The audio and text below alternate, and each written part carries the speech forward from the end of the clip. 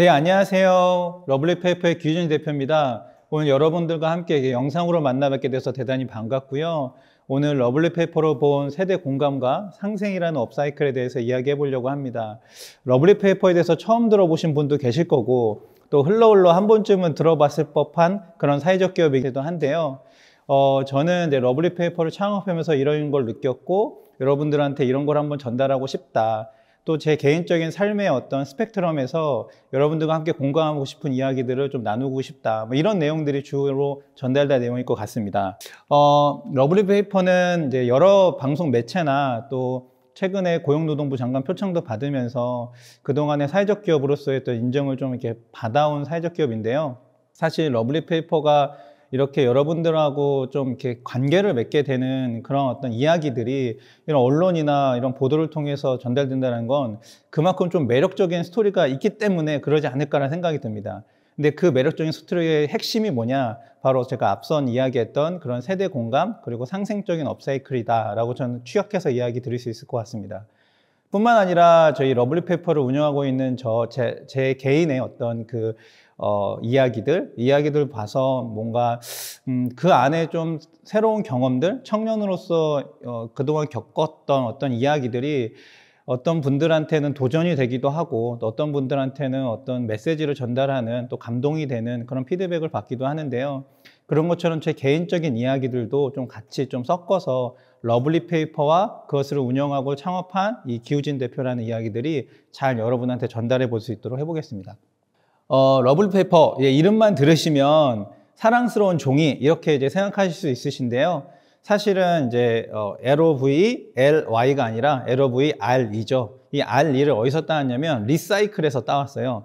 그래서 사랑으로 종이를 새롭게 한다. 이런 의미를 갖고 있는 이제 사회적 기업입니다. 그래서 말장난을 제가 좋아해가지고 사랑스러운 종이 또는 사랑으로 종이를 새롭게 한다는 뜻으로 두 가지 의미를 쓰고 있는데요.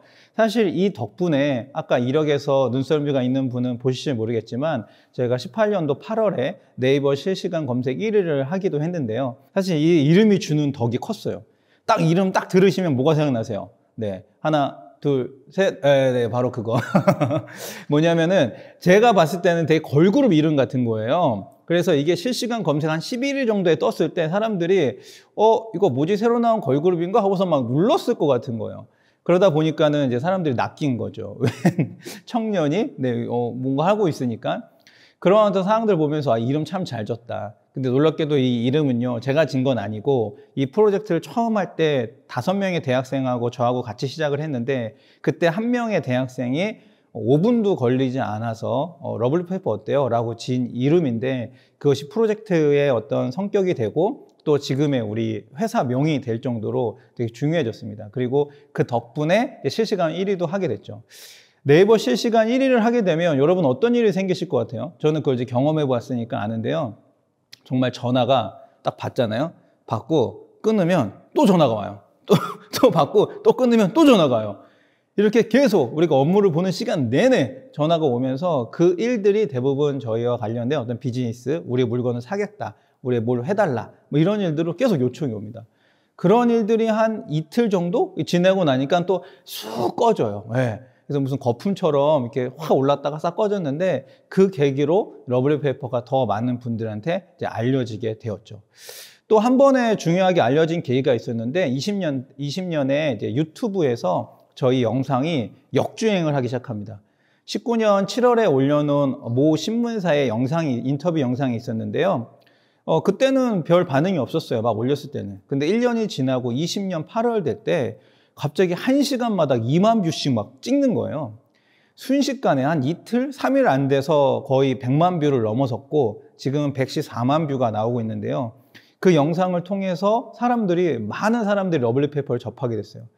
그러면서 하는 말들이 댓글이 3,300개가 달렸는데 놀라운 건 그중에 악플이 하나도 없다는 거예요.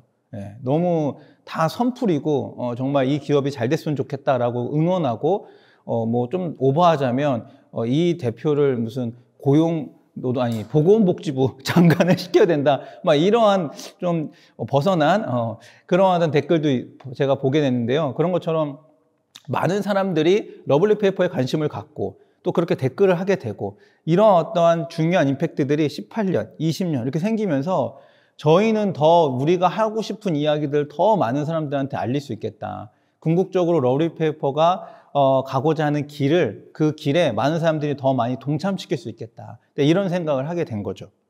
그래서 우리가 가고 싶어 하는 길, 우리가 이제 여러분들에게 호소하는 그 무언가는 무엇이냐라고 했을 땐 저로 소셜 미션입니다.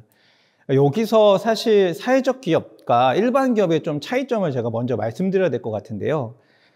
사회적 기업이라고 한다면 이 소셜 미션을 이루기 위한 목적을 위해서 생겨난 기업이죠.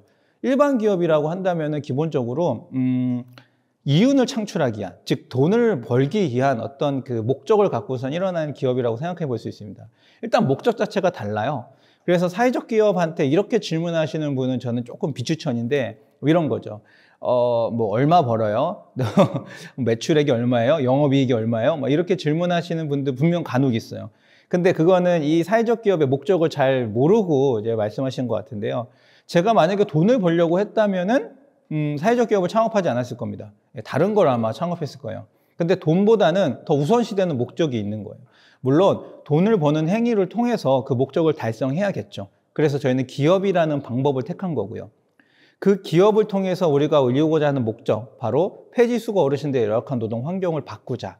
그리고 우리의 인식, 즉 어르신들의 인식이 아니라 우리의 인식을 바꿔서 그분을 사회에 정당한 권익이 있는 어떤 구성원으로 만들어보자. 이것이 저희의 포부였습니다. 그래서 그런 것들을 이루기 위한 여러 가지 이제 장치들을 좀 만들어놨는데 그 장치들이 바로 오늘 여러분한테 이야기할 어떤 주요 내용인 것 같기도 해요. 첫 번째가 바로 세대 공감인데요. 저는 이렇게 생각합니다.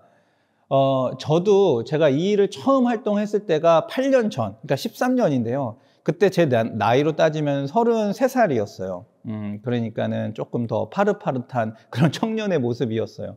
지금은 좀 그렇지 않죠. 네.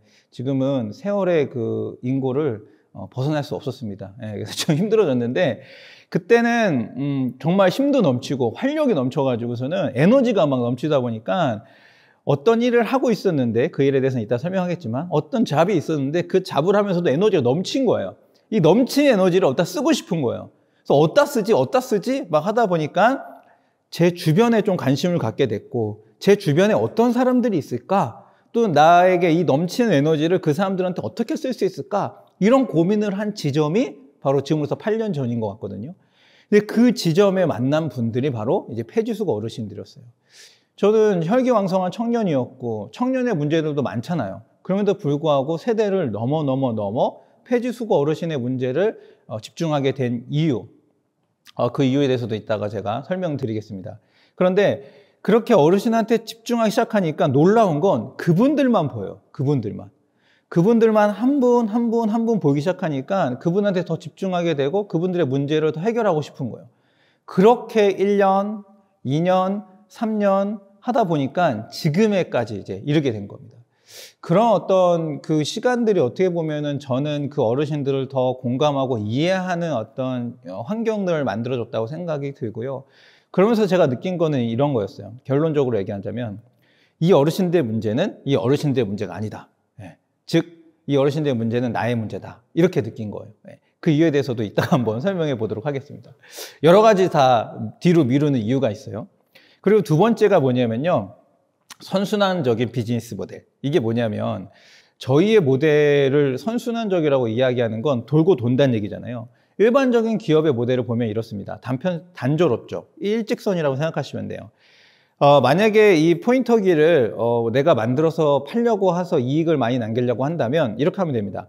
가장 원재료가 싼 원자재를 사와서 그걸 가장 싸게 만들 수 있는데 공장을 짓고 아니면 거기에 위탁을 해서 이거를 만들어냅니다. 그리고 가장 비싸게 팔 수 있는 방법으로 비싸게 파는 거죠. 그건 중간에 수익이 다 제 이익이 됩니다.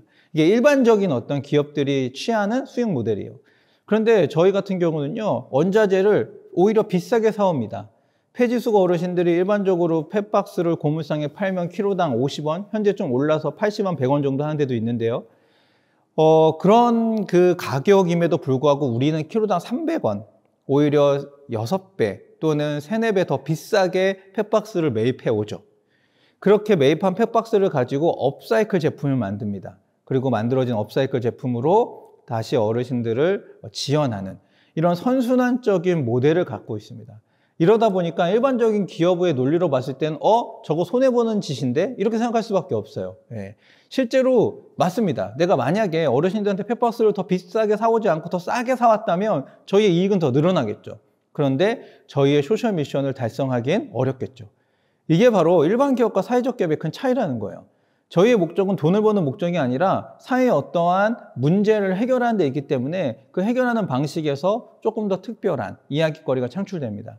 사람들은 이런 이야기에 더 많이 감동을 한 것 같아요. 그래서 제가 만약에 돈을 많이 벌어서 어르신들을 도운다면 사람들은 저한테 이런 반응을 할 수도 있었을 거예요. 야, 대단하다. 어떻게 그런 생각을 했냐. 근데 제가 이런 어떤 돈은 적게 벌지만 어르신들하고 함께하는 이런 상생의 과정을 만들어내니까 사람들한테 이런 피드백을 받게 되는 거죠. 야, 감동이다. 대단하다와 감동이다라는 거는 전 큰 차이가 있다고 생각이 듭니다. 예. 물론 저희의 비즈니스가 매우 작은 스몰 비즈니스이지만 이 안에서 주는 작은 감동이 뭔가 사람들로 하여금 더 큰 변화를 일으키게 하는 동기가 될 수 있다고 생각이 들어요. 근데 대단하다라는 거는 저 사람만 할 수 있는 일, 나는 못해. 이렇게 느낄 수가 있거든요. 그래서 제가 폐주민 어르신들에 대한 활동을 이렇게 한 이유로도 많은 분들이 폐주민 어르신들을 돕기 위한 다양한 활동들을 하고 있어요. 저는 그것들을 여러 가지 형태로 백업을 하고 있습니다. 그렇게 연대하는 폐지넷이라는 새로운 네트워크도 만들었고요. 이런 식으로 우리가 함께 할 수 있는 모든 것들을 좀 작지만 강하게 연대할 수 있도록 서로 상생할 수 있도록 만들어갈 수 있다는 것은 러블리 페이퍼의 모델이 그렇게 어르신들과 함께 할 수 있는 그런 구조였기 때문에 가능하지 않나라는 생각을 하게 돼요. 그리고 친환경 업사이클 제품. 요새 이제 친환경 얘기하잖아요. 사실은 저희는 이걸 전략적으로 이걸로 가야지라고선 만든 건 아닙니다. 이따가 설명하겠지만 이건 얻어 걸렸어요. 정말 100% 얻어 걸렸어요. 행운이죠. 예. 지금은 친환경을 떠나서 필환경 시대라고 이야기하는데요. 지금 이 공간에 있는 모든 것들이 어떻게 보면은 이게 환경적이냐 아니면 환경적이지 아니냐를 다시 재해석해야 되는 그런 시대가 됐습니다. 그래서 저희가 만들고 있는 생산물 자체가 되게 친환경적인 제품이면 사람들한테 더 많은 선택을 받을 수 있는 환경이 된 거죠. 근데 저희는 정말 우연치 않게 어르신들한테 산 팩박스를 가지고서는 그걸 원형 그대로 뭔가를 만들어야 되는 비즈니스 모델을 운영했기 때문에 그것이 자원을 이제 아끼게 되고 또 환경을 보호하게 되는 친환경 업사이클 제품으로서의 어떤 각광을 받게 된 거예요. 정말 얻어 걸린 겁니다. 그러한 환경이 갖춰진다는 건 저희로서는 큰 행운이었고요. 그래서 오히려 어르신들에 대한 이슈도 있지만 이렇게 친환경 캔버스를 만드는 그런 이슈도 저희한테는 큰 한몫을 하게 된 거죠. 마지막으로 좀 어려운 말일 수 있는데 호혜적 관점이라는 거는요. 이거는 저희 세대가 좀 같이 고민해야 할 단어라고 저는 생각이 듭니다. 가장 이 호혜적이라고 하는 그 단어에 어울리는 말은 전 욕구라고 생각이 드는데요. 이런 겁니다. 그전까지 어떤 대상을 우리가 지원하기 위해서는 시혜적이라는 표현을 많이 썼어요. 그것은 동정과 연민을 기재로 해서 내가 어떤 것을 전달하는 겁니다. 저희 앞에 어떤 빈곤의 대상이 있다고 가정해 봅시다. 그럼 이 친구한테 빵을 줄 수가 있어요. 제가 가진 자원으로 가장 많은 빵을 사서 가장 많은 사람들한테 배고픔을 해결할 수 있습니다. 그런데 이 사람은요, 빵을 먹고 싶은 게 아니라요, 비빔밥을 먹고 싶을 수 있잖아요. 이 사람은 회를 먹고 싶을 수도 있잖아요. 이 사람은 레스토랑에서 스테이크를 먹고 싶을 수도 있잖아요. 그런데 우리는 빵을 줍니다. 왜냐하면요, 우리가 빵을 사는 게 더 많은 인원한테 더 빠르게 이 배고픔을 해결할 수 있는 도구이기 때문에 그렇죠.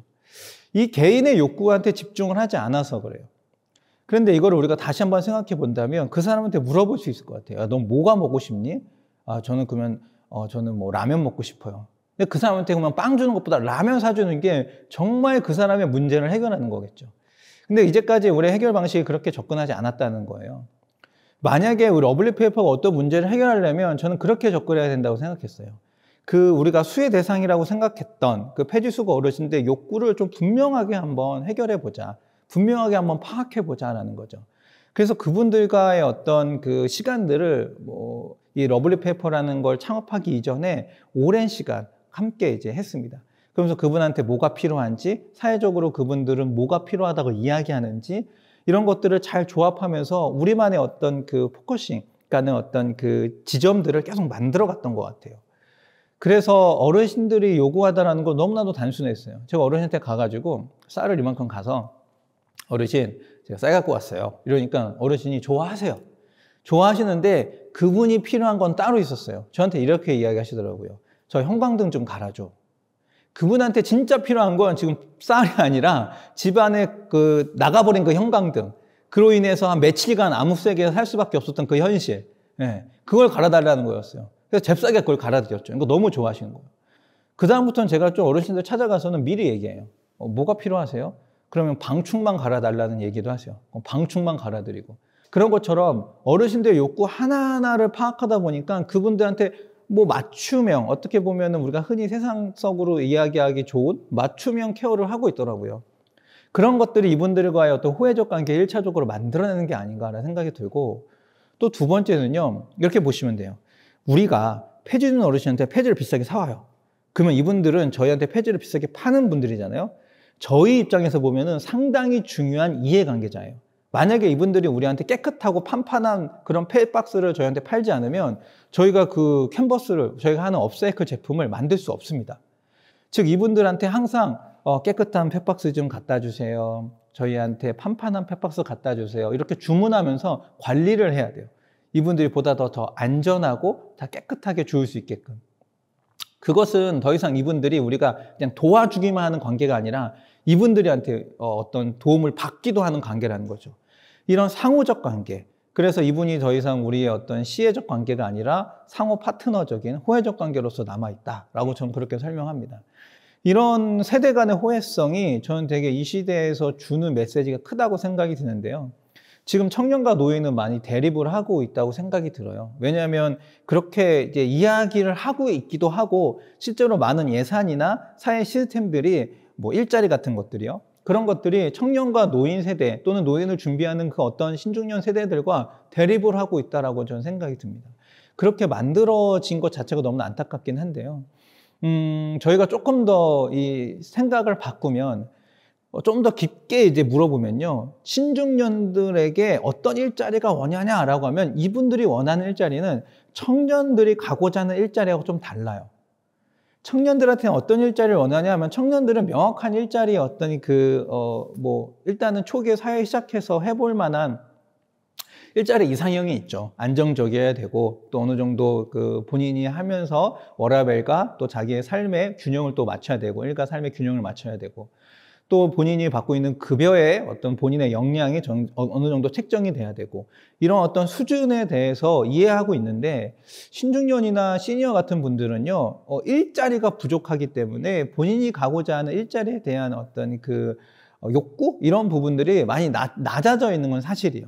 그래서 일을 시켜주면 그것만으로도 감사하다. 그것만으로 진행한다. 그렇기 때문에 일자리 포지션이 다른데 괜히 사회나 내지는 뭐 언론 내지는 어떤 주변인들이 같은 일자리를 두고선 싸우고 있는 듯한 그런 느낌으로 뭔가를 이야기하고 있는 것 같더라고요. 제가 볼 때는. 절대 제가 현장에서 봤을 때는 그게 아니더라. 그래서 우리가 가만 보면 이 두 다른 대상들이 한 공간에서 같이 업무를 보고 같이 어떤 퍼포먼스를 내면서 사회적으로 좋은 일 또는 개인적으로 경제적인 이득이 되는 일들을 만들어낼 수 있다고 저는 그런 결론을 내렸어요. 그래서 이게 협업을 할 수 있다. 이 청년 세대와 시니어 세대가 협업을 할 수 있다. 그 단적인 예로 러블리 페이퍼가 그렇습니다. 러블리 페이퍼에서 이 청년이 주축이 돼서 즉 제가 주축이 돼서 우리 다른 여타의 청년들과 함께 러블리 페이퍼를 만들었고 지금 많은 시니어들과 그다음에 신중년들이 함께 저희 러블리 페이퍼에서 일을 하고 계십니다. 그런 내용을 보면은 극단적으로 가장 젊은 친구와 가장 나이 많으신 어르신의 나이 차가 60살이에요. 60살. 그 나이 두 세대가 넘어선 그 분들이 같은 공간에서 서로 이해하면서 뭐 회식도 하고 같이 놀기도 하고 같이 일도 하고 대화도 하고 이러한 환경들이 벌어질 수 있다는 거예요. 그러니까 러블리 페이퍼는 큰 퍼포먼스를 내는 회사는 아닐지 모르겠지만 저희 자체적으로는 그런 어떤 이상적인 모델을 만들고 있기 때문에 저는 여러분들한테 단연코 이야기할 수 있는 게 청년 따로 뭐 어떤 일을 하는 게 아니라 시니어 따로 노인 일자리 뭐 나라에서 주는 거 그것만 할 것이 아니라 우리가 같이 뭔가를 해볼 수 있는 그러한 좀 새로운 세상에서 기술만 가지고 혁신이라고 얘기하는 것이 아니라 이러한 조직에서의 혁신도 우리가 충분히 만들어낼 수 있다는 걸 좀 같이 한번 고민해 봤으면 하는 생각도 듭니다.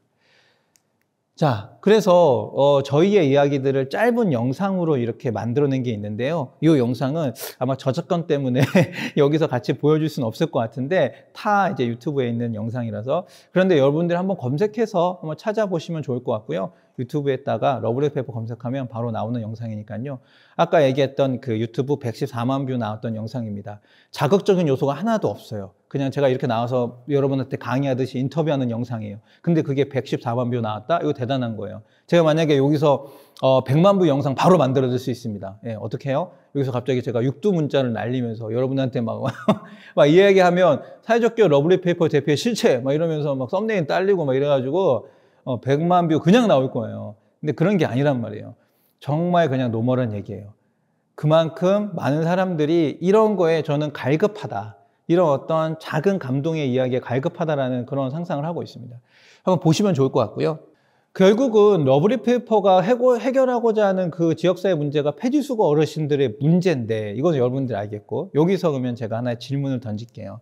즉, 여러분들이 본 사회 문제가 어떤 것이냐, 여기서부터 한번 출발해 보자고요. 왜냐하면 이 문제를 보는 관점에서 저는 노인의 문제를 봤잖아요. 노인의 문제. 즉 청년이었지만 청년의 문제를 보지 않고 노인의 문제를 본 것, 이게 어떻게 보면 좀 인사이트가 있다고 저는 생각이 들거든요. 여러분들이 만약에 청년이라면, 또는 이 영상을 보고 있는 여러분들이 만약에 시니어나 신중년이라면, 또는 청소년이라면 여러분들의 세대의 문제가 아니라 좀 다른 세대의 문제에 관심을 가져보면 어떨까라는 그런 가설을 한번 말씀드리고 싶어요. 그건 왜 그러냐면 여러분들이 만약에 청년이라면 노인의 문제는 여러분들이 앞으로 당할, 그러니까 그런 문제의 미래의 속성이라고 생각하시면 되는데, 저도 이 문제를 처음에 접할 때 당연히 제 문제가 아니겠거니라고 생각했는데, 조사하고 파면 팔수록 이 문제는 나의 미래의 문제다. 만약에 여러분이 청년이라면 청소년의 문제를 다룬다고 하면 여러분들이 과거에 지나왔던 문제잖아요. 누구보다도 더 많이 그거에 대해서 뼈저리게 생각해 봤고, 지금의 눈으로 보니까 어떤 부분도 해결해 줄 수 있는 것들이 일어날 수 있단 말이에요.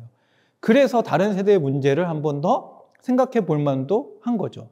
이게 저는 다른 게 아니라 그냥 세대 공감, 세대 통합이라 생각해요. 이 생각을 한번 해보는 것만으로도. 예.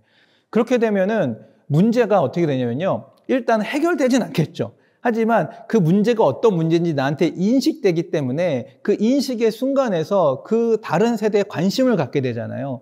이게 되게 좋은 어떤 그 실마리를 저희한테 제공해 줌으로써 그 실마리로 하나하나 시작하는 거예요. 제가 그 실마리로 찾은 건 뭐였냐면 어르신에 대한 관심을 갖고 처음에 하는 행동은 그냥 사진 찍기였어요. 사진 찍기. 예. 왜냐하면 할 수 있는 게 아무것도 없더라고요. 여러분도 저하고 똑같은 어떤 그 환경에 처하실 겁니다. 만약에 다른 세대에 관심을 가졌는데 할 게 없을 거예요. 관심은 가졌는데, 청소년의 문제에, 내가 지나왔던 문제에서 관심을 가졌는데 내가 뭘 할 수 있을까?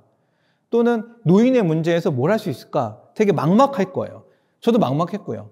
그래서 제가 선택한 거 그냥 사진 찍기였어요. 왜 그러냐면은 이 마음이 사라질까 봐. 예. 이 마음이 그냥 없어지는 경우들이 너무 많잖아요.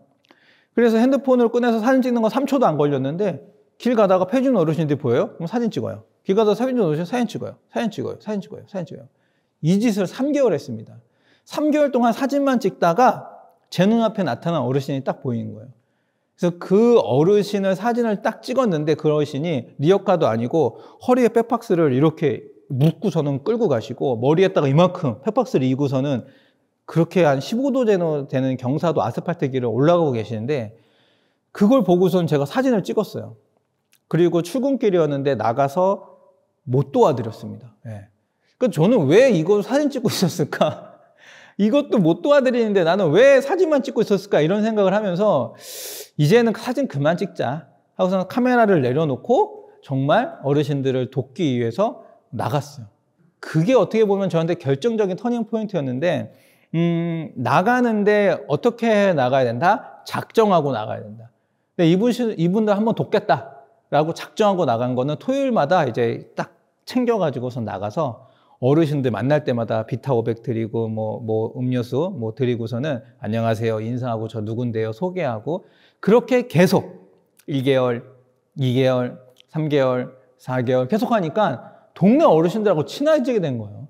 그래서 이분들의 집까지 가게 되고 집에 가게 되니까 이분들 가족 사진 있잖아요. 자연스럽게 가족 이야기하게 되고 이분들이 어떤 환경에 살고 있는지 어떤 지금 가족 상태인지 이분들의 벌이는 어떤지 뭐 이런 것들을 이제 알게 되면서 아 내가 좀 함께 도와주면 좋겠다 아니다 이런 것들을 알게 된 거죠. 그러니까 여러분들도 만약에 여러분들의 어떤 문제를 딱 파악하고 그 문제를 해결하기 위해서 딱 뛰어들었을 때 그것에 대한 내가 뭘 해야 될지 모르는 상황이 분명히 직면할 텐데 그럼에도 불구하고 내가 할 수 있는 정말 작은 거 하나를 딱 잡아가지고 그걸 했으면 좋겠어요. 저의 어떤 그 예시로 뭐 사진 찍기도 저는 좋다고 봅니다. 만약에 우리 주변에 뭐 어떤 이웃의 문제가 아니라 뭐 주차의 문제다. 그러면 주차 안 된 것만 사진 100번 찍어도 1000번 찍어도 저는 도움이 된다고 생각해요. 예. 그게 어떤 빅데이터가 될 수도 있고요.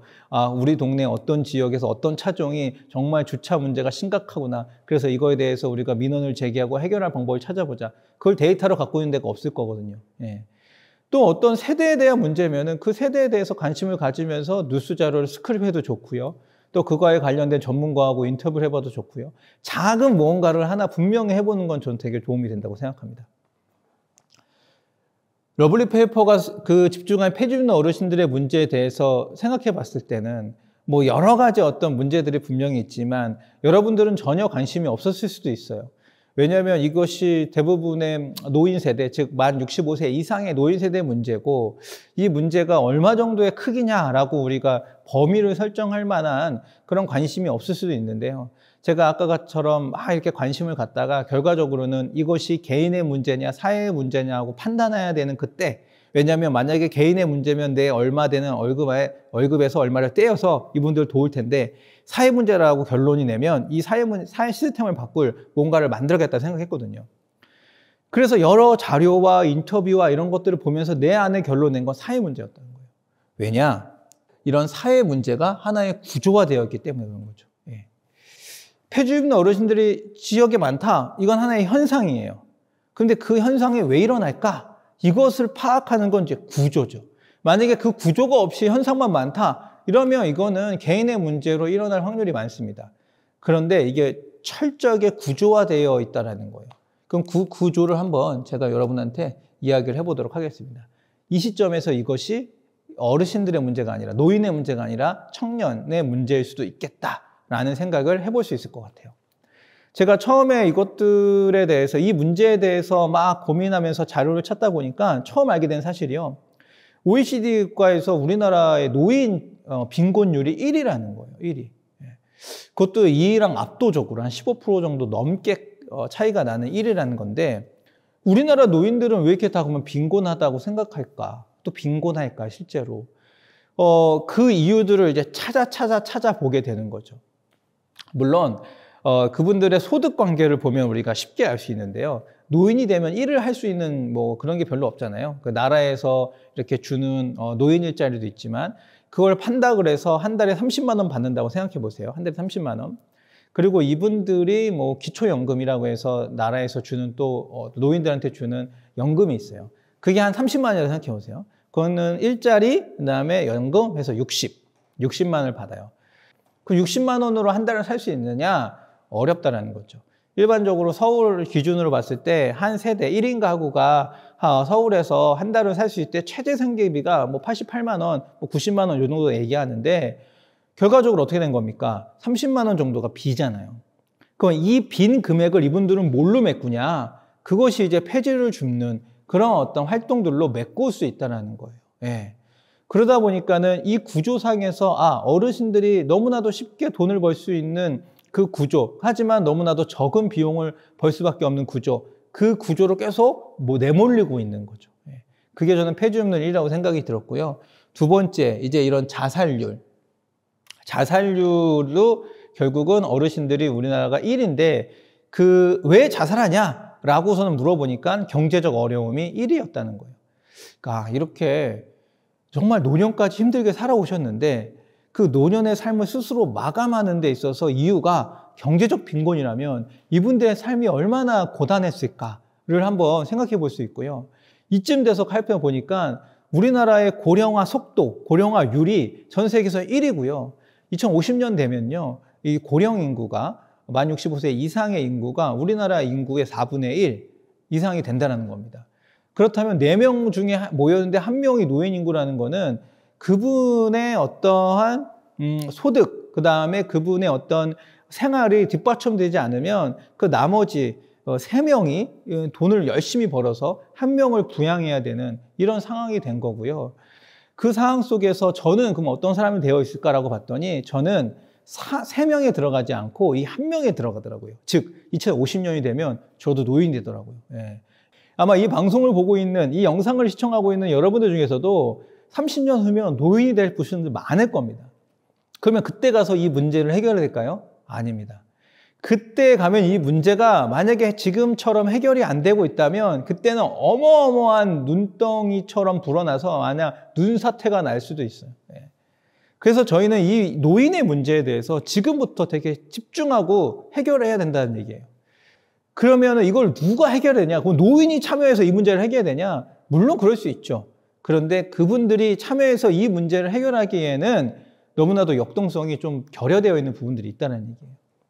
그래서 이 청년 세대들이 본인의 미래의 문제라고 생각하고 나가서 이 노인의 문제들을 해결할 수 있는 말을 대신 전하고 또 대변하고 또 좀 정책적으로든 우리가 이야기하는 사회적 기업적으로든 영리적으로든 어떤 경제적으로든 이런 부분들을 해결할 수 있는 그런 체계들을 좀 만들어야 되지 않을까라는 생각을 하게 된 겁니다. 여러 가지 자료를 보면요, 폐주입 어르신들의 현실이 고단할 수밖에 없다는 거 우리가 알 수 있어요. 왜냐하면 폐지 가격이 점점 떨어지는데 그 폐지가격이 떨어지는 게 이분들 잘못이 아니거든요. 거꾸로 한번 생각해 보자고요. 이 영상을 보고 있는 여러분들이 월급이 있다고 생각합니다. 월급 한 300만 원 받는다고 생각해 보세요. 그런데 하루아침에 150만 원으로 떨어져서 사장이 150만 원 줄 테니까 똑같은 일을 하래요. 그럼 여러분 가만히 있겠습니까? 당장에 그 회사를 나오다거나 아니면은 뭐 고용노동부에 그 사장을 고발할 수 있겠죠. 그런데 이분들이요, 똑같이 리어카에다가 100kg를 실어가지고서 고물상에 가져가면은 10,000원을 받았는데 어느 날 갑자기 5,000원만 주는 거예요. 그렇다고 그분들이 그 고물상 사장한테 뭐 이거밖에 안 줘 막 따질 수 있겠습니까? 하는 말씀이 딱 5글자예요. 감사합니다. 예. 뭐가 감사하다는 거예요? 월급이 적게 주는 거? 이거는 황당한 일을 떠나서 있어서는 안 되는 일이라고 저는 생각이 들었거든요. 근데 이것을 그냥 우리는 방관하고 있는 거죠. 그냥 뭐 어르신들이 주는 하찮은 일? 허드렛 일? 이렇게 생각할 수 있으니까요. 근데 그게 아니거든요. 예. 그럼에도 불구하고 이거를 좀 바꿔내기 위한 어떤 구조들이 필요하지 않냐라는 거예요. 그러니까 저의 목소리를 처음에는 사람들이요, 귀담아 들었을까요? 별로 귀담아 듣지 않았어요. 14년 전만 해도 처음에 이 일을 한다고 했을 때 사람들이 그래, 좋은 일 하는구나 이렇게 생각했어요. 근데 그 일을 14년, 15년, 16년 하니까 사람들이 그때서야 아직도 그 일해? 그래 내가 좀 도와줄게 하면서 조금씩 도와주더라고요. 17년, 18년, 19년 하니까 야, 대단하다. 뭔가 좀 바뀌고 있구나. 20년, 21년 계속 해오니까는 이제는 제 말을 좀 들어주더라고요. 좀 들어주고 그래 그러면은 저한테 하는 말 중에 가장 제가 인상 깊은 말 딱 하나예요. 과거에는요, 제가 어르신들한테 이렇게 어르신의 문제를 막 이렇게 얘기하면 그분들이 반응이 폐주 있는 어르신 왜 도와줘? 그분들이 선택한 거고 자식들이 있는데 막 이런 얘기가 많았거든요. 그런데 지금은요, 오히려 저한테 역으로 폐주수거 어르신들 어떻게 도와줄 수 있어요? 이런 질문을 해요. 지금 이렇게 기후가 너무 안 좋아져서 폭염이 일수가 늘어나서 야외 활동자로 분류되는 이 폐주수거 어르신들이 폭염 취약 계층으로 새롭게 우리가 지정되었는데 이분들을 어떻게 하면 도울 수 있어요? 라고 저한테 역으로 이야기를 하는 거예요. 바뀐 게 있다면 그거 한마디, 그 질문 하나. 네. 어르신들 왜 도와줘? 여기서 폐주 있는 어르신들 어떻게 도울 수 있어요? 이거예요. 여기까지 가기 위해서 몇 년 걸린 거예요? 8년이 걸린 거예요, 저는. 그러니까 앞으로 저는 내년이 더 기대되고 내후년이 앞으로의 8년이 더 기대되는 건 이제 시작이라는 생각이 드는 거죠. 이 시작점에서 이것들을 만들어내기 위해서 뭔가 더 힘을 규합하고 함께하는 사람들이 누구다? 바로 이런 영상을 시청하고 있는 젊은 친구들. 네. 전 여러분들이 더 여기에 힘을 실어줄 수 있다고 생각이 듭니다. 그래서 이 어르신들의 다양한 문제들을 우리가 파고 하다 보니까는 우리 손으로 해결할 수 있는 게 별로 없더라. 결국은 어떻게 해야 된다?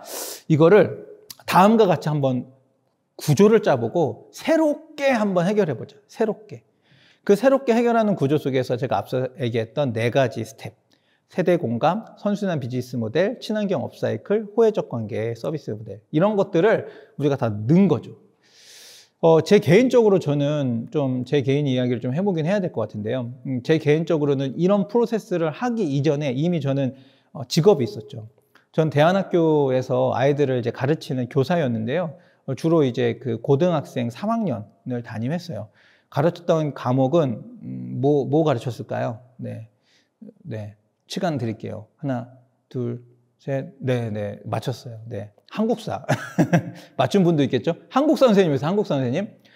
역사를 가르치는 그냥 평범한 대안학교 교사. 고3 애들하고 그냥 피땀 흘려서 공부하고 같이 이제 놀고 먹고 했던 대안학교 교사인데요. 어느 날 이런 생각이 들더라고요. 불현듯 학교 생활이라는 게 다람쥐 쳇바퀴 돌아가듯이 맨날 비슷해요. 그러니까 좀 이렇게 저런 사람이 에너지가 있어서 그 에너지를 밖으로 이제 분출하고 싶었어요. 근데 뭘 하면 좋을까라는 생각이 들었는데 제 주변에 있는 이웃들, 그러니까 주변에 있는 사람들이 어떤 사람들이 있을까 되게 궁금해진 거예요. 이거는 이렇게 생각해 볼 수 있는데 20대 때는 솔직히 말씀드리면 저도 다 똑같은데 저를 위해서 살았어요.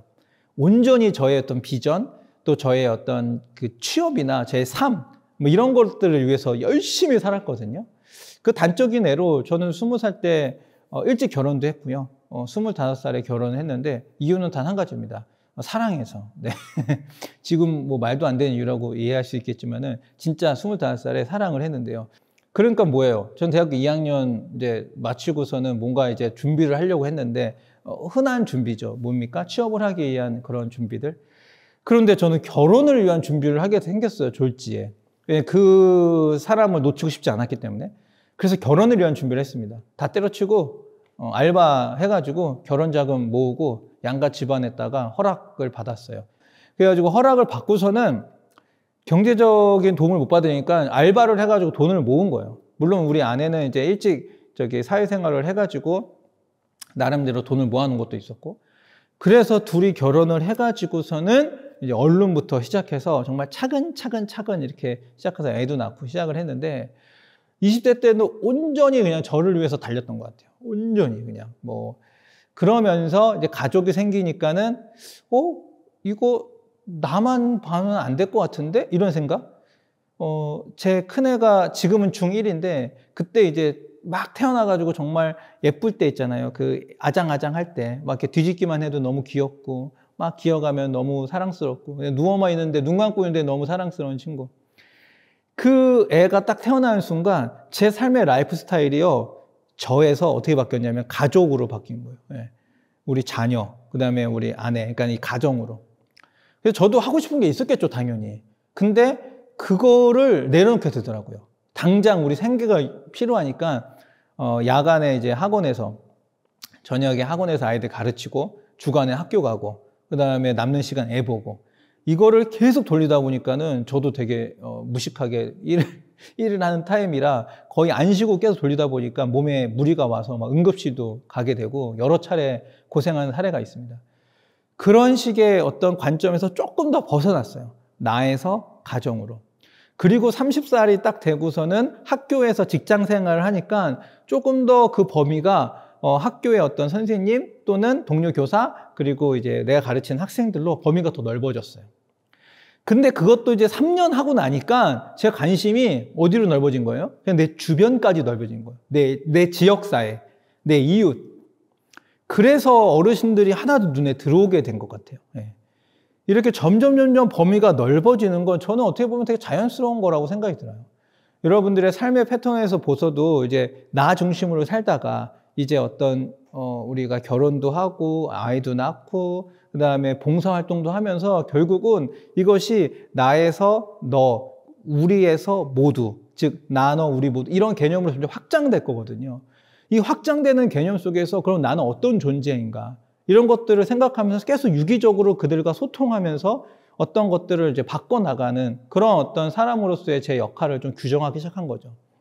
그래서 물론 가정에서의 아빠로서의 역할, 그 다음에 남편으로서의 역할도 잘 해야 되고, 또 어떻게 보면은 저희 부모님들이 있으니까 또 저도 자녀로서의 역할을 다 해야 되는 그런 위치적인 어떤 상황에서의 내 역할을 다 하면서도 또 다른 위치 역할이 설정된 거예요.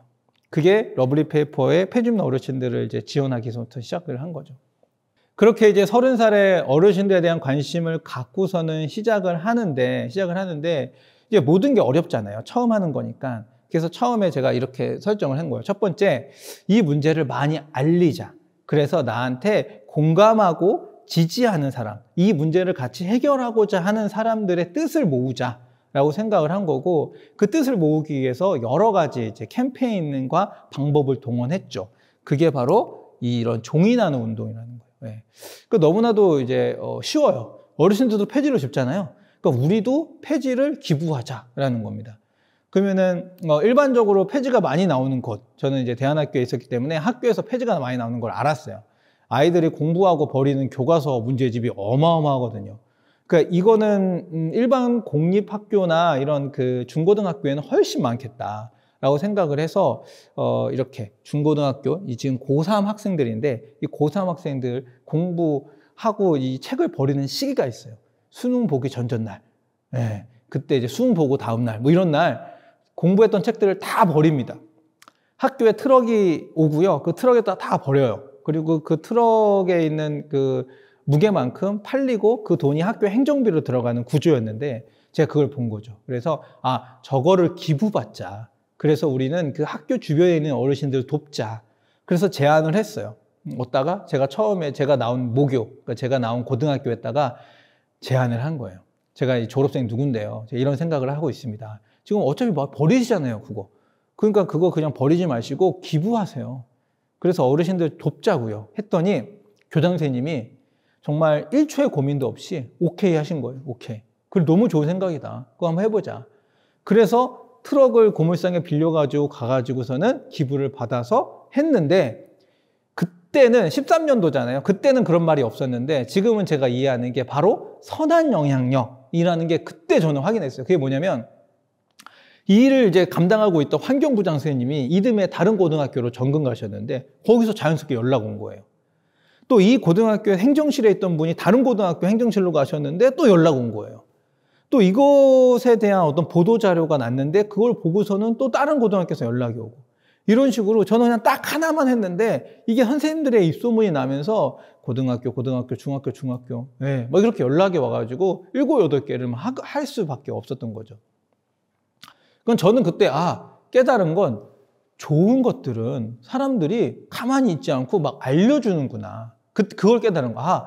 이게 내가 뭔가를 잘 만들어 놓으면 선하고 착한 걸 잘 만들어 놓으면 사람들이 이걸 알아서 딜리버리 막 이렇게 퍼날르겠구나 라는 그런 제 나름대로의 공식을 세우게 됐고 그럼 내가 할 수 있는 건 뭐다? 되게 좋은 구조, 선한 구조, 착한 구조, 사람들이 공감할 수 있는 구조 이런 것들을 만들어 보자 라고 생각을 했던 거예요.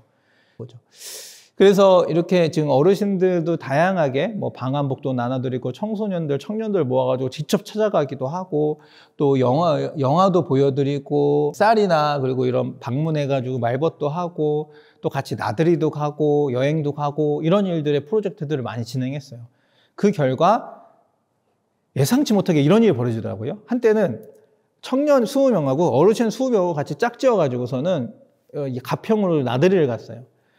그리고서는 그냥 끝나는 줄 알았는데 몇 명의 청년들이 따로 어르신들한테 연락처를 이제 받아가지고 서로 안부를 묻는 관계가 됐더라고요. 그냥 여행 한번 같이 우린 보내드렸을 뿐인데 이걸 보면서 청년들도 어떻게 보면 이런 갈급함이 있을 수 있겠구나. 왜냐면은 그렇잖아요. 우리가 조부모나 또는 부모에 대한 그런 어떤 그 감정이나 이런 부분들을 잘 우리가 받기가 어렵잖아요, 현재는. 그런데 이제 시대가 지나면서 할머니, 할아버지한테 주는 어떤 그 따뜻한 감성? 이런 부분들이 청년이 어떤 이 세상을 살아가면서 필요한 감성적 요소를 제공할 수도 있겠구나. 그래서 이게 청년이 어르신들한테 찾아가는 게 어르신들만 좋은 게 아니구나. 라는 것을 우리가 알게 됐을 때라는 거죠. 그래서 이것을 서로 잘 짝지어주고 연결해주면은 분명히 두 개체가 만나서 이룰 수 있는 어떤 시너지가 있겠다. 라고 생각을 하게 됐고요. 이렇게 여행을 계속 가게 됐는데 아시다시피 이제 코로나가 생기는 바람에 우리가 이제 20년 낸 여행을 못 갔습니다. 20년 여행 못 갔고 21년 여행 못 갔고. 근데 저희가 22년 내년도 봄에 여행을 준비하고 있어요. 관련 그 펀딩도 지금 모 펀딩 사이트에서 진행 중이고요. 그래서 그렇게 이제 여행도 함께 다시 가면서 어르신들과 청년들이 만날 수 있는 그 어떤 교류할 수 있는 그런 어떤 그 스팟들을 계속 만들어내려고 하고 있습니다. 저희가 어쨌든 그 종이나는 운동을 통해서 어르신들하고 계속 하고 있는데 문제가 생긴 거예요. 정말 가장 큰 문제 뭐냐? 폐지 가격이 점점 떨어진다는 거죠. 그래서 떨어지는 그 폐지 가격, 그 떨어지는 폐지 가격에서 가장 큰 문제가 뭐냐면 우리도 이 지속적으로 어르신들 지원할 수 없겠다도 있지만 어르신들도 엄청나게 지금 고생하고 있으시다는 거죠. 낮은 폐지 가격으로 그만큼 대가가 낮아졌으니까요. 이거를 한 번에 해결할 수 있는 게 바로 앞서서 얘기했던 그 러블리 페이퍼의 비즈니스 모델이었습니다. 처음에는 이렇게 될 거라고 생각 못 했죠. 그냥 가설을 세운 거예요. 당시에 이제 종이나눔 운동본부라는 아까 얘기했던 종이나눔 운동을 막 운영하는 그런 봉사활동을 하면서 만난 5명의 대학생들이 있었어요. 다 그때 대학생들이 어렸어요. 대학교 1학년, 2학년 친구들이었어요. 그 친구들하고 대안학교 빈교실 토요일마다 모여가지고서는 프로젝트를 한 거예요. 그래서 그 날 처음 만나가지고 우리가 왜 어르신들을 도와야 되냐, 우리가 어르신들과 왜 함께 해야 되냐, 이런 이야기 참 많이 한 것 같아요. 그리고 너는 어떤 아이들이냐, 너는 어떤 스토리를 갖고 있느냐, 이 이야기 참 많이 한 것 같아요. 결국은 그런 이야기 속에서 어르신들과 함께하는 세상을 만들어 보자라고 서로 이제 대동단결했고, 그래 하나하나 프로젝트를 만들어 가는데 어려웠죠. 예, 난관이 있었습니다.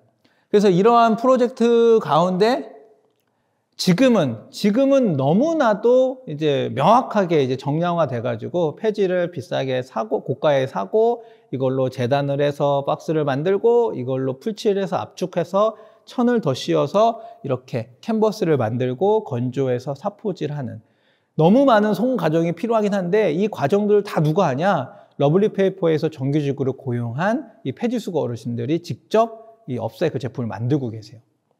처음에는 투박했지만 지금은 이제 사업을 통해 가지고서는 좀 아주 명확하게 어떤 그 캔버스를 만들어내고 있고 이 캔버스를 통해서 많은 분들이 업사이클도 체험하면서도 어르신들을 지원할 수 있는 그런 일거양득의 어떤 모델들을 이제 갖추고 있는 거죠. 이렇게 작품도 만들어내는 일을 하게 되는데요. 이것도 사연이 있습니다. 문제는 이거예요. 캔버스를 만들어냈는데 이 캔버스가 시중의 캔버스 가격보다 5배 비싼 거예요. 물론 현재도 그렇습니다. 그런데 그러면 5배 비싼 캔버스를 누가 사냐 이거죠. 아무리 스토리가 좋아도. 그런데 캔버스의 본연의 역할이 못가 하다가 작품을 그리는 거니까 그러면 혹시 작품까지 그려서 팔아볼까 생각했는데 작품 그려줄 사람이 없는 거예요. 이때 제가 이제 알았죠. 아까 그 폐지를 이렇게 종이나눔 운동하면 선생님들이 막 알려줬다 그랬잖아요. 그런 것처럼 제가 착한 구조를 하나 만들자. 우리가 이렇게 캔버스를 만들었으니 재능기부 작가들을 모아서 재능기부 작품을 받아가지고 이거를 팔 수 있게끔 만들자. 그러면은 착한 구조를 만들었으니까 재능기부 작가님들이 와서 여기 재능기부를 해줄 거다라고 생각한 거죠. 이거를 딱 구조를 만들어가지고 링크를 만들어서 SNS에 올렸는데 올린 지 4시간 만에 150명이 신청하셨어요. 빠바바바바바. 저희는 깜짝 놀란 거죠. 그리고 또 한 번 이 프로젝트에 대해서 사람들이 얼마만큼 공감하고 있는지를 확인하게 된 거예요. 그런데 그 재능기부 작가 명단을 쭉 보죠? 그러면은 젊은 친구들이 많아요. 청년들이 자기의 재능들을 발휘해서 어르신들을 돕는 이런 프로젝트에 뭔가를 하려고 할까? 그때 저는 또 한 번 생각하는 건 이런 거예요. 우리가 세상에서 얘기하는 청년이 노인을 혐오하고 노인들이 청년에 대해서 안타까워하는 이런 현실들이 그냥 뭐 되게 일반화 시킨 건 아닐까? 엄청나게 일반화 시켜가지고서는 그냥 그렇게 프레임을 짠 건 아닐까? 그러면은 정치적으로 누구는 이익을 보는 사람들도 있고 뭔가 있으니까 뭐 이런 생각도 하게 되더라고요. 근데 많은 설문조사나 실태조사에서 또 그런 것들을 입증하는 자료들이 많이 있어서 제가 막 객관적으로 이거 어떻다라고 얘기할 수 없겠지만 그냥 제가 체험한 또 경험한 어떤 사연으로 보면요.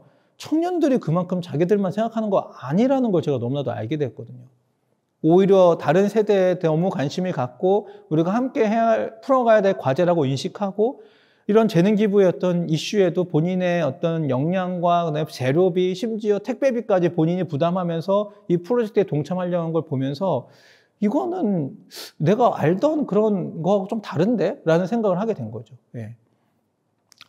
그래서 이 문제도 너무나도 잘 확인을 했고요. 그러면서 이제 친환경 캔버스 아트, 그러니까 작품으로서의 역할을 잘 수행하게 됩니다. 저희의 친환경성은요, 두 가지로 크게 요약해 볼 수 있는데, 하나는 제조 과정에서의 친환경이에요. 펫박스로 만드는데도 물과 전기 에너지가 이렇게 한 7만 리터 내지는 8,000kW 정도 필요합니다. 그런데 저희는 이 펫박스로 캔버스를 만들면서 물과 전기 에너지가 거의 필요하지 않아요. 그러니까 그만큼 제조 공정에서의 친환경이 있다라는 것과, 또 하나는 이 캔버스를 만드는 게 나무 틀인데요. 저희는 나무 틀을 쓰지 않고 펫박스를 쓰기 때문에 나무를 베지 않아도 되죠. 단적으로 저희가 가장 많이 생산해내는 캔버스 사이즈가 1호인데요. 그 1호 사이즈 400개가 있으면은 나무 한 그루를 보존하는 효과가 생기고요. 이산화탄소 500kg를 또 절감할 수도 있습니다. 이런 것처럼 이런 친환경 효과가 저희한테 있기 때문에 지금의 시대에 와서 친환경 캔버스, 사실 우리나라에서 친환경 캔버스를 만드는 데가 저희밖에 없거든요. 세계적으로 있냐? 아니에요. 세계적으로도 저희밖에 없어요. 그러니까는 거창하게 얘기하면 세계 최초 국내 유일인데 캔버스를 사용하는 데가 많지는 않기 때문에 잘 선택을 받지 못하고 있어서 안타깝긴 하지만, 이런 독보적임에도 불구하고 사람들한테 친환경제적인 이슈로 다가가면서 더 많이 알려지게 됐습니다. 그래서 친환경, 친구령을 다 이해할 수 있는 캔버스다. 심지어 내구성도 상당히 좋아서요. 일반 캔버스보다 저희가 좀 강점을 갖고 있는 게 있습니다.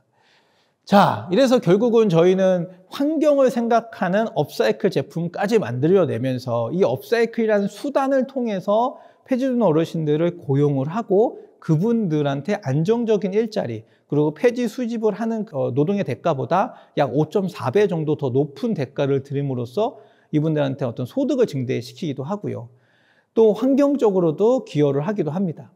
이런 어떤 수단을 통해서 우리는 업사이클을 만들어냈는데요. 가장 중요한 건 결국은 어떤 방향으로 이것을 만들어 갈 것이냐라는 것 같아요. 처음에는 저도 이제 돈이 없다 보니까는 여러 가지 개인적인 대출도 받고 했지만, 이 사회적 기업가로서의 역할을 좀 하기 위해선 우리나라에서 인증한 사회적 기업 제도가 있는데, 그 프로그램에 들어가서 온전히 이제 한 발 한 발 받게 되다 보니까 지원금도 나오고 이런 어떠한 도움도 받게 돼서 지금의 현재 인증 사회적 기업으로 하고 있고요. 우리나라의 사회적 기업이 많지는 않아요. 3,000개 정도, 인증 사회적 기업이 3,000개 정도 있는데요. 앞으로도 이런 사회적 기업이 더 많아져서 더 많은 문제들을 해결해야 된다고 저는 생각이 듭니다.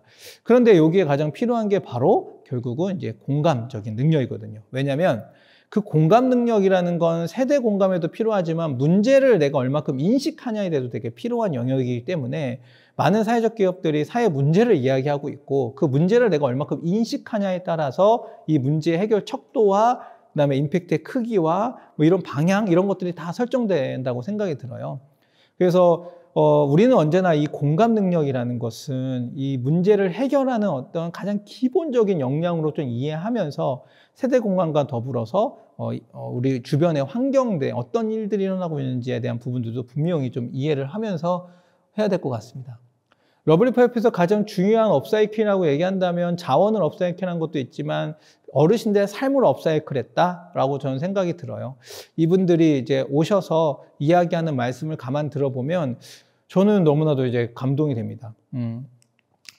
어르신들은 저희한테 펫박스를 비싸게 파시는 어르신들도 있고요.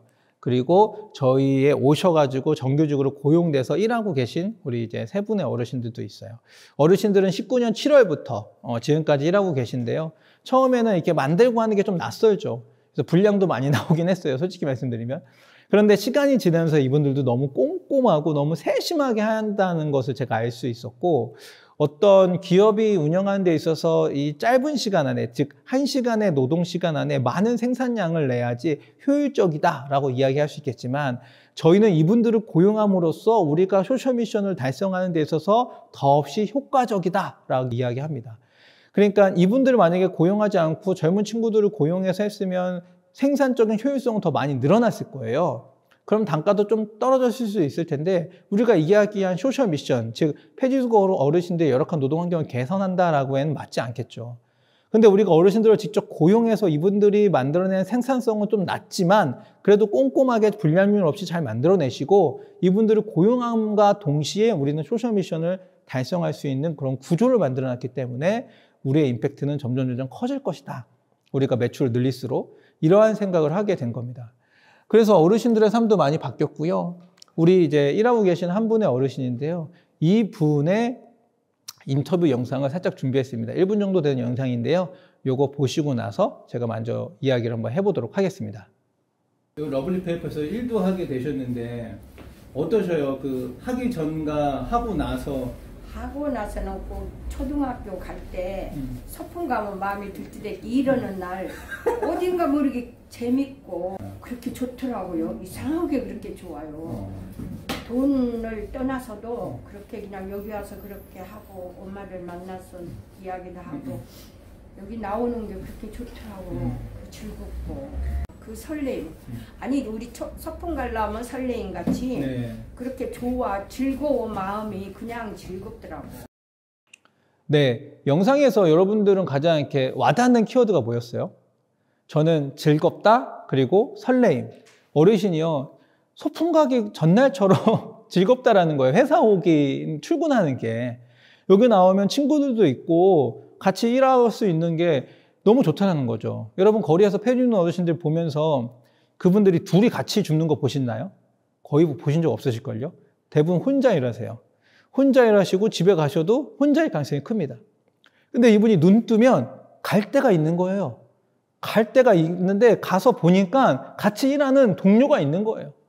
가서 동료가 일하고선 같이 만들어낸 생산품을 보니까 만족스러운 거예요. 이런 것들이 이분이 지금 80세가 훨씬 넘으셨는데 38년생이신데 이 노년의 삶의 끝에서 러블리 페이퍼를 만나서 설레임을 느낀다라는 건 대표인 저도 설레지 않는데 이거 얼마나 큰 변화입니까? 그러니까 제가 그때 느낀 거는 우리가 할 수 있는 게 만약에 어르신들의 삶을 하나 바꾼다? 그게 엄청나게 큰 뭔가는 아닐 수 있겠지만 남들이 얘기하는 뭐 엄청난 수익을 내고 매출을 창출한 건 아니지만 한 사람의 인생을 바꿀 수 있는 거라면 그거 엄청난 가치 있는 거 아닐까? 라는 생각을 하게 되는 거죠. 러블리 페이퍼가 보는 세대 공감은 저는 그런 거라고 생각이 든 거예요. 결론적으로.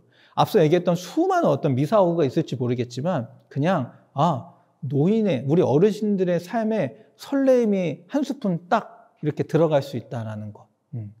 그게 줄 수 있는 러블리 페이퍼가 있고 그걸 할 수 있는 우리 청년들이 있다는 거. 그게 저희의 역할이라고 저는 생각이 들고요. 그래서 저희는 다양한 제품들을 계속해서 만들면서 그런 부분들을 이루고 있습니다. 네.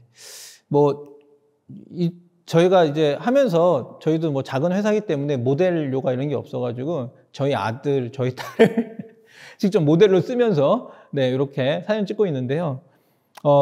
저도 이제 결혼을 빨리 하고 뭔가 가정을 이루면서 제가 올해로 40인데요. 뭘 해야 될까? 앞으로 제가 어떤 거를 하면서 사는 게 좋을까? 이거 되게 고민 많이 합니다. 즉 뭐냐면 러블리 페이퍼 대표를 지금 하고 있으면서 어르신들의 삶을 바꿔야지라고서도 하면서도 앞으로의 제 10년은 어떻게 변화가 될까? 나는 10년 뒤에 어떤 사람이 될까? 이런 거 되게 많이 고민하고 있거든요.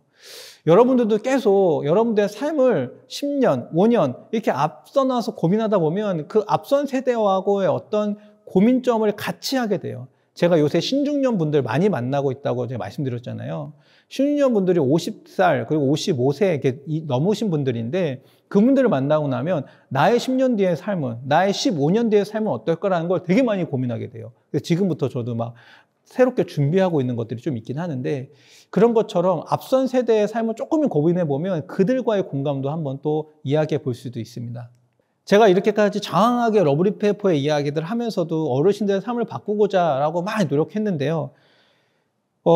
그런다고 전국에 있는 폐주민 어르신들이 바뀔까요? 사라질까요? 전 그건 아니라고 봅니다. 저도 그렇게 할 수 없다고 생각해요. 그런데 제가 할 수 있는 건 이거라고 생각해요. 어르신들을 보는 우리의 관점은 바꿀 수 있다고 생각해요. 어르신들을 보는 우리의 관점.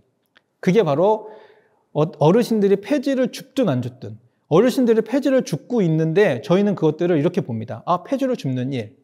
근데 만약에 이렇게 생각해 보세요. 저분들이 우리 지역사회의 자원을 아끼고 재활용하고 있는 일. 실제로 그분들이 우리나라 재활용 구조에서 20%를 차지하고 있어요. 그 20%를 사회적으로 해석해 보면요. OECD 가입국가 중에 우리나라가 재활용률 1위거든요. 이분들이 20%를 감당하고 있기 때문에 1위입니다. 만약에 이분들이 이거 안 한다, 1위 못 해요. 그 1위 안 하면 되지? 그게 아니라 이 1위가 국가 신용 등급에도 영향을 미쳐요. 그러니까 이게 폐주입 어르신들이 지역에서 폐박스나 죽는 게 나비 효과처럼 날아서 국가 신용 등급에도 영향을 미치는 지표가 된다라는 거예요. 그리고요, 이분들이 줍는 노동력이요, 어마어마합니다. 만약에 이분들이 폐지를 거기서 줍지 않죠? 그러면 지자체별로 따로 그것들을 수거해서 처리를 해야 되는데 그 비용은 다 세금일 거예요. 이분들이 세금을 아끼고 있다는 생각은 우리는 한 번도 해본 적이 없다는 거죠. 이분들이 줍는 것도 결과적으로는 자원을 순환시키고 그리고 재활용을 돕는 일인데요. 우리가 가정에서 분리배출하는 일, 왜 분리배출합니까? 그 환경을 지키자 하는 거잖아요. 우리가 분리배출하면 착하고 잘한 거고 우리 아이들이 분리배출하면 칭찬해 주는 건데 어르신들은 우리보다 수십 배, 수백 배 더 많은 자원들을 분리배출하는데도 불구하고 불쌍하다, 힘들겠다 라고만 보고 있다는 거죠. 그래서 저희는 그분들을 이렇게 다시 불러줬으면 좋겠어요. 자원재생 활동가. 러블리페이퍼가 끝까지 할 수 있는 건요, 우리 모든 사람들이 러블리페이퍼를 통해서 폐주입 어르신들을 폐지 수집 어르신이라고 이야기하고 부르는 것이 아니라, 그렇게 보는 것이 아니라 자원재생 활동가라고 보고 그들과 함께 공감하면서 새로운 사회, 새로운 문화를 만들어내는 그런 사회가 됐으면 좋겠다는 겁니다. 러블리페이퍼는 그런 일을 할 수 있는 그런 어떤 배경들을 계속 만들어낼 거고, 저와 또 이 영상을 시청하고 있는 여러분들도 여러분이 생각하고 있는 그 세대의 문제들을 조금 더 다른 관점에서 바라보면서 그 관점에서 이 문제를 해결할 수 있는 액션들을 취해보면서 우리 작은 지역의 문제부터 해결해보는 그런 어떤 좋은 출발점을 가졌으면 좋겠어요. 마치 제가 8년 전에 러블리페이퍼를 처음 시작해서 지금에 이른 것 같이 뭔가를 할 수 있는 그런 힘도, 그런 배경도 여러분한테 분명히 주어질 거라고 생각이 듭니다. 끝으로 여러분한테 러블리페이퍼를 통해서 저희가 세대 공간과 또 상생에 대한 이야기를 좀 전해드렸는데요. 끝으로 여러분이 이 이야기를 들으면서 러블리페이퍼가 더 궁금하시고 또 뭔가를 더 이렇게 알아보고 함께 하고 싶은 분들도 계실 수 있을 것 같아요. 언제든지 환영이고요. 뭔가 같이 논의하고 진짜 변화의 중심이 돼서 함께 해볼 수 있는 그런 사안들이나 사람들이 있다면 얼마든지 함께 연락해서 저희랑 같이 이 세대의 문제들을 같이 해결하는 그런 주체, 그런 역할들을 해줬으면 좋겠습니다. 제가 짧은 시간 여러분들하고 이야기하면서 메시지가 잘 이렇게 전달되는지 모르겠어요. 들어주셔서 감사하고요. 다음에 또 어떤 경로로도 만나게 될지 모르겠지만 또 함께 했으면 좋겠습니다. 그러면 여기서 제 강연을 마치도록 하겠습니다. 감사합니다.